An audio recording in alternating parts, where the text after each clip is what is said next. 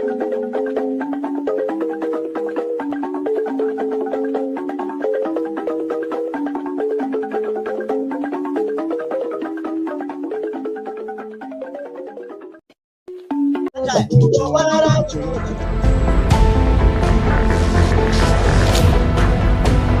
want you to understand that forget whatever that is going on social media. Forget whatever that the Nigeria terrorist states are saying on social media and behaving on their National Assembly.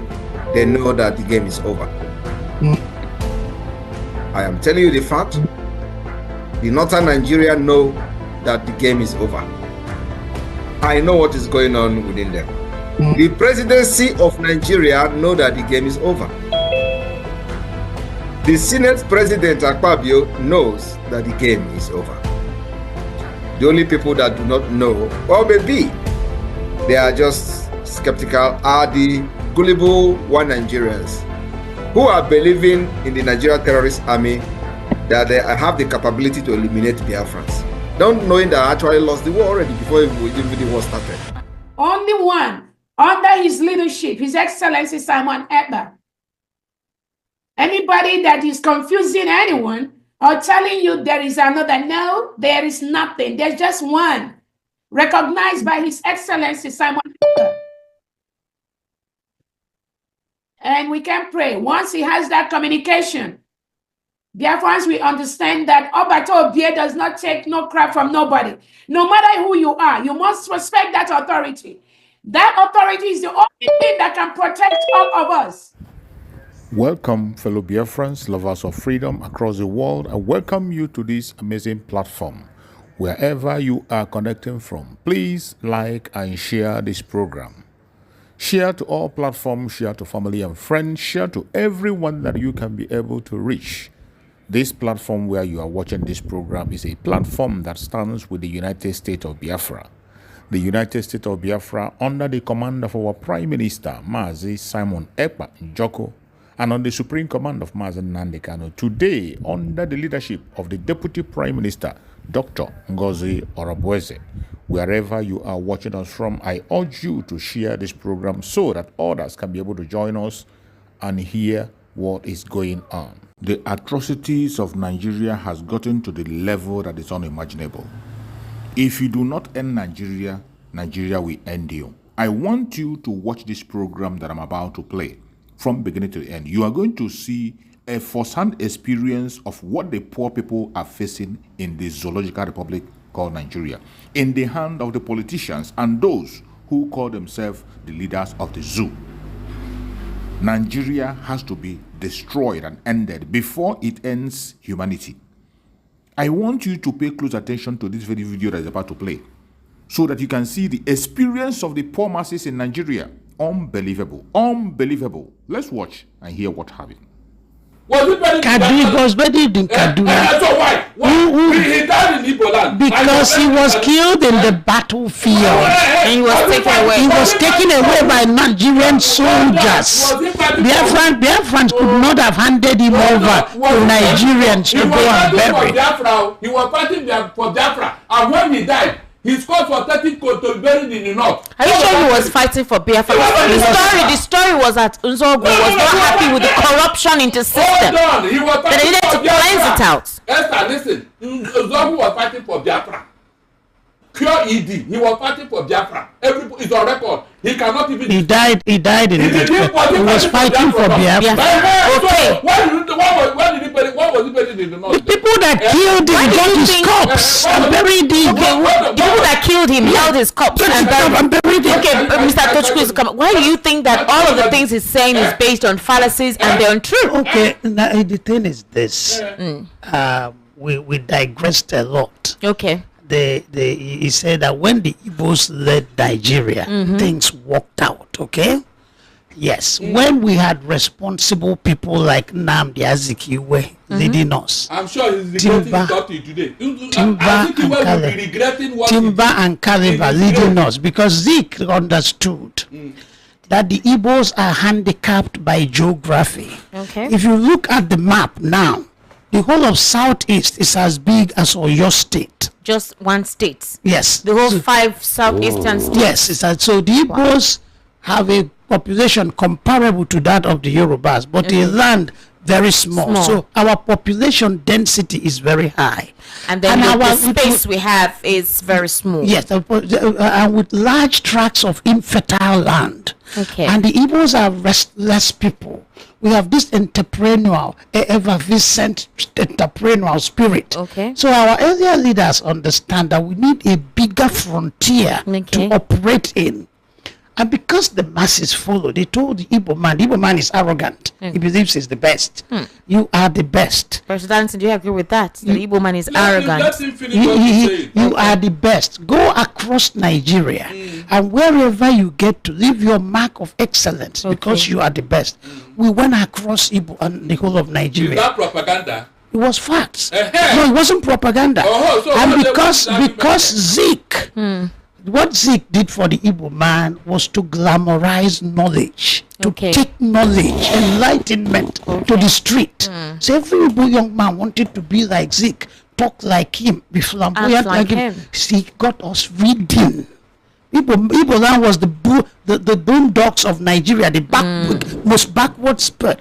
By the time the Igbos have taken over with hard work everywhere. Is that what caused the fear or suspicion by other ethnic groups that they just wanted to dominate? Which is natural. The Anambra Igbo is the most resented Igbo man because he's the most successful. In Ahera, an Anambra man was appointed the bishop of Ahera. The people resisted. We better close all the churches than let an Anambra man come and lord it over us. People hate domination, especially by outsiders. Anywhere you go and succeed more than the indigenous people, they resent you. Not because you are Igbo, but because you are more successful. Period. So when the coup came, you must understand the coup. By the time the coup was not tribal, it was ideological. The young men were idealistic, they were sophomoric, they were starry-eyed, and they were motivated by this ill-digested dosage of socialism. That's why they were leaning towards Awolowo, who claimed to be a socialist. But whatever the motivation of the coup was, at the end of it all, as the dust settled, you had decimated their military and political leadership. You have killed Tafawa Balewa, the prime minister. You have killed Ahmadu Bello, the coup killed this one. And you had killed their 4 highest ranking army officers, Mai Malari, Kuru Mohammed, Lagaman, and Palm, without killing your own leaders. So the seed of suspicion was sown. There was therefore to be trouble. Whether how or when was a question of detail. So with time, the Northerners fought back. So the North, we must do this for the good of the Igbos. When you tell yourself the truth, you're not helping your opponent or your enemy. You're helping your own self. For the good of the Igbos, when the Northerners attacked the Igbos, they had legitimate grievance. You can say they overdid it or underdid it, but you had killed their own leaders, and the Igbos in the North became very celebrative, singing, telling them that Saduana was bleating like a goat as he was being killed by Nzogo. If you had done the same thing to the Igbos, especially the youth, would have fought back. Now, Esther, so let me tell you, you are making a mistake. You know, when military men are carrying out such operations, because of tribal and ethnic sentiment, they would now say the North should go and take care of the people in the south. The people that were detailed to go to the southeast. Esther, listen very well, because I'm sure, I am convinced now that he said he went to US to go and read. He was not here when these things were happening. So he's not trying to tell you. I was in the years of 1966. Do you believe that? I am coming. Now, the man who was supposed to lead the squad was riding a bicycle on his way to the southeast when the coup have already taken off in the north and alerted the leaders of the east. Can you just be that? The man said that he was on a bicycle when he heard that this thing had taken off. Who is the man? Wait, I'm coming. Hold on, I'm coming. You have not read all the books. Listen very well. Now, when this thing now happened, Extra, please. Oketiebo, how did he die? Oketiebo. Pissed killed him. No, see, died, Abi. I thought he ran away too. The one that they were able to get, you can see how propaganda can misinform people. Go and check how many people that died in the southeast. It was only what's it called, Azikiwe. Maybe because of his wider reach all over Nigeria. Maybe his loyalists alerted him and all that. That was what happened. They are not blaming the Igbos. The Igbos were operating in the north. That was where they take care of things now. Mention any Igbo officer who went to the sea to go and kill anybody. The people that were assigned to go and kill people in the east, they did not do that. How is it the fault of the Igbos? Thank God he said his dog who killed his own father. Tafawa Balewa, no single bullet entered into his body. He was an asthmatic patient who died. In fact, what's his name? Shebo Oshoba said he saw him where he fell inside the bush. Shebo Oshoba. Who pushed him inside the bush? The vice presidential officer went inside the bush. You can see argument. Ifa captured Tafawa. He was running away because of the running from where? Ifa Juna went to his house, captured the body. Coup was planned by 5 majors. Nzog was an Igbo man. Yes. Okafo. Chuka. Remember Delta Igbo anyways. Can you imagine? Nzogu, Juka, Ifajuna, and Okafo. Okay? And Ademuyega, one Yoruba major. These are the people that led the coup. So those are the people we hold responsible for the coup. I don't know. After you give your own name later. Yes. Delta Igbo, mainland Igbo. When the Northerners were massacring the Igbos, they killed a lot of people at Akwa Ibom. Yes. People from Calabar, people from Ijo. To them, everybody in that area is the same. It's the same. So if I know a lady who is a friend, she lives at Mowe. They call her Mama Igbo. She's actually from Akwa Ibom. A man from Ogoja, the house has called him Igbo man. Hey. So if you call a Calabar man Igbo, and you're telling me Delta Igbo versus mainland Igbo, it doesn't make sense to the Northern. Thank God he has agreed that the Igbos were holding the commanding height. Why? How can you now make coup against yourself if you are in control? Please, how can that be possible? How can you now do a coup against yourself if you are in control? Is it possible? Unebu, who was in charge of the armory, you know that man was killed because he refused to release the key to the armory. The thing is that who caused the coup? The leadership caused the coup. The leadership with the leadership. Who caused the coup? You cannot quash coup and seize power. You don't see follow the coup, but you seized power. Look at the oxymoron. Oh my God! How can you follow a coup and then seized power? Yeah, we should stop this. We should stop this cheap propaganda. So you think it's propaganda? That's not the truth. That's not what it is. What happened? What happened? Agbo University discovered that there were several splinter groups in Nigeria, and that was why he promulgated Decree 34 to unite Nigeria. Unification decree. A man who wanted to control power, will he do that? Please answer me, Tochukwu. Unification decree. Soldiers are used to centralized command. Are you serious? I said at that time, soldiers was in command. He should have done anything with the power he had, but he said, "Let us unite Nigeria." Okay. That was one of the reasons why they killed him. Yeah. Do you know why? Do you know why? Nigeria has a constitution, federal constitution. Ironsi was the first person who started tinkering with the constitution because of the prevailing situation. Because soldiers are used to centralized command. Oh my God! And Ironsi could not countenance the semi-autonomous centers of power that were the regions. He wanted to weaken them because he used to one man being in charge. So he started weakening the regions. Today we say Hausa Fulani centralized power is it's the military. Ironsi did it first. No one did it second. We did it for the good of Nigeria, for God's sake. Well, the others did it for what? The others did it for what? Ask them what happened with that unification degree after Agbo Ironsi was killed. I don't know. Up to today, even in a civilian setting, it's still that unification decree that Nigeria is holding. Unification, everything is centralized in Abuja. But as we lament centralization, we have to realize that it started with military. It's not with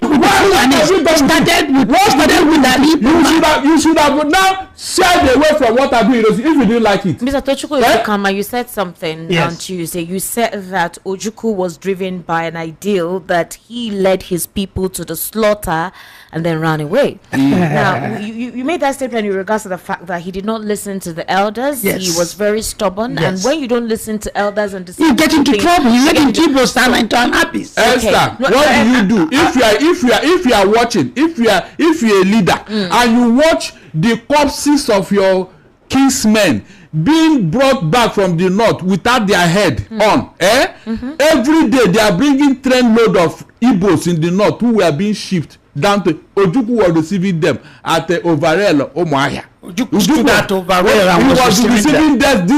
And that was what angered everybody when Ojukwu was dilly-dallying. Now, remember, Babangida said that what caused the coup was Gowon could not protect the Igbos. What caused the war? Is there in the book? What caused the war? What caused the war? Okay. I don't like when you are shying away from the truth. I don't like it. Is there any reason why you should be slaughtering people? In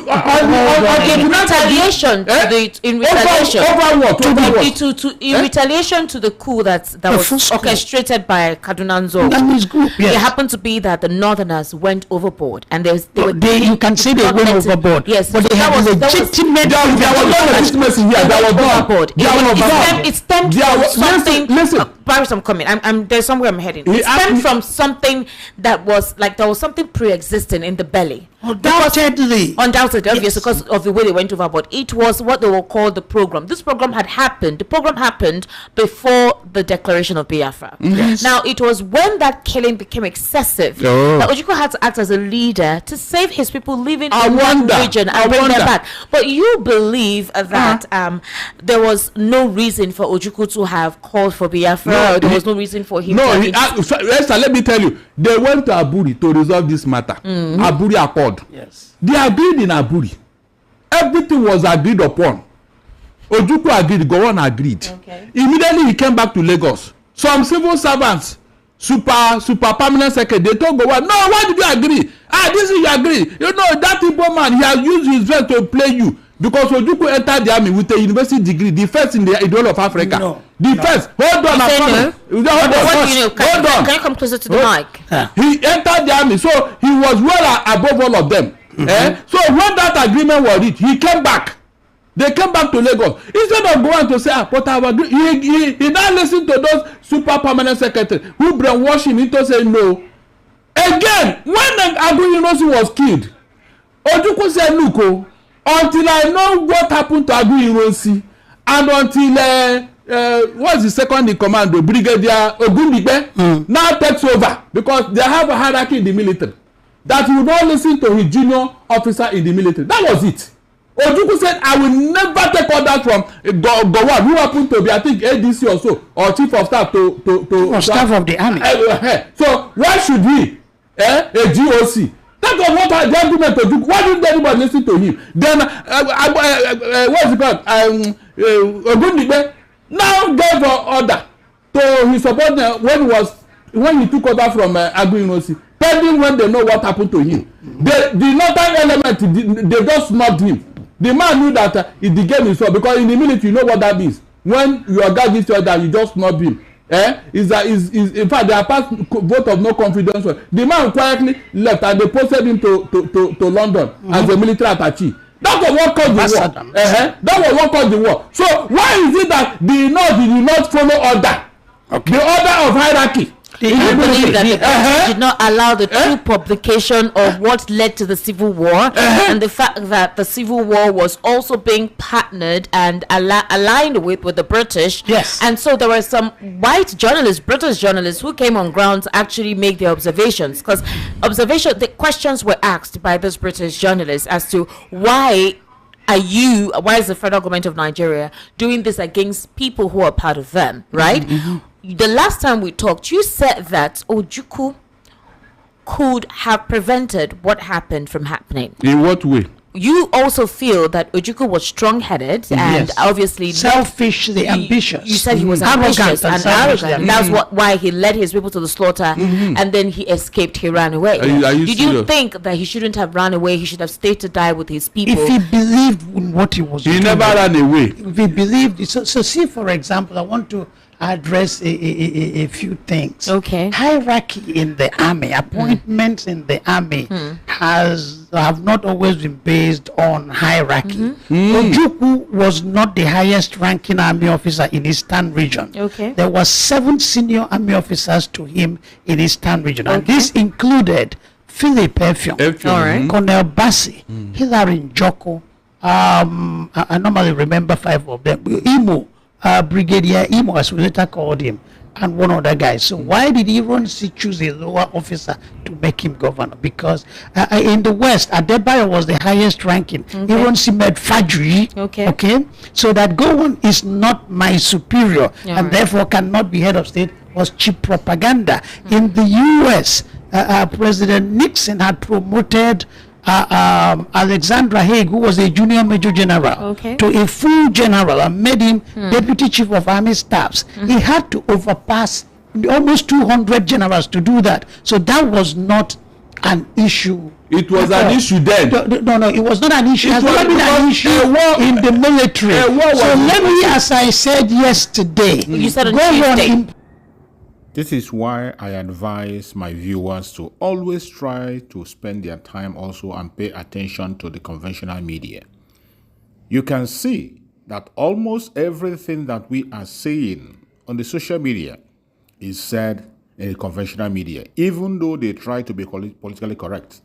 But I bet you, the only place you can see the raw truth is on the social media and the platforms of the United States of Biafra, where we decimate information the way it is. You can see even a fellow Biafran defending the atrocities of Nigeria against its own people. It is a shame. It is a shame. But they do these things in order to create that problem and coerce between us. We must pay attention. We move. Biafra all the way.